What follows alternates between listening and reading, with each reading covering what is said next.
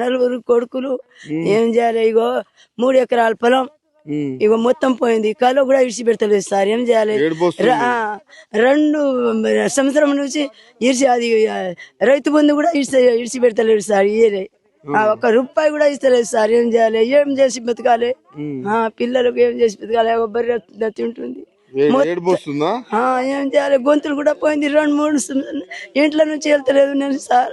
ఏం చేయాలి? ఇట్లా మరి రేవంత్ రెడ్డి గెలిచిన తర్వాత మొత్తం అన్ని ఏం చేయాలి సార్? మరి ఇట్లా పోయింది. కాలువ కూడా ఇడిచి పెడతలేదు సార్. ఏం చేయాలి మరి? ఎట్లా ఉన్నప్పుడు ఎట్లుండే? అప్పుడు మంచిగానే ఉండే, మంచిగానే నీళ్ళు ఉండే, అన్ని ఉండే సార్. ఇప్పుడే కాలువ కూడా ఇడిచి పెడతలేదు సార్. ఏం చేయాలి? ఏం చేసి బతకాలి? అదే మా కాల్ముక్తి ఏం రాదు కానీ ఇప్పుడు ఏంది రేవంత్ రెడ్డికి ఏం చెప్తారు మీరు? మరి ఏం చేయాలి? అది వస్తలేదు, వచ్చి చూస్తలేదు. వచ్చి చూస్తుందా? ఫోన్ చేసి చెప్తాను కానీ ఎవరు యశస్విని రెడ్డి వస్తలేదు ఇటు. ఓట్లప్పుడు మాత్రం అందరు వస్తారు.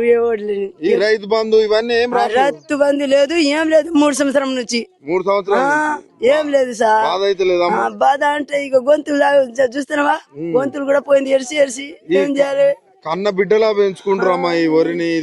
పెట్టుబడి పెట్టి చూస్తున్నాం సార్. ఏం చేయాలి? 1 లక్ష రూపాయలు పెట్టుబడి పెట్టినాం. మళ్ళా ఓట్లకు వస్తేస్తారమ్మా కాంగ్రెస్? ఏం సార్? ఏం చేయాలి? మొత్తం పోయింది. ఏం తిని బతకాలి?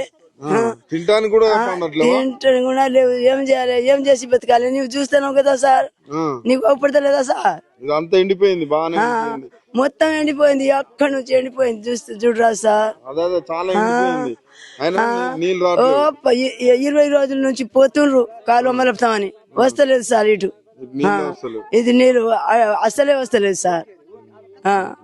ఏం చేసి బతకాలి? ఎట్లా? పెట్టుబడి అయింది అన్ని. ఏం చేసి బతకాలి?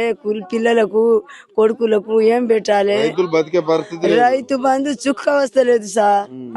రైతును రాజు చేస్తా అన్నాడు, అదన్నాడు రేవంత్ రెడ్డి. ఏం లేదు సార్. మేము అబద్ధం చెప్తామా నీకు?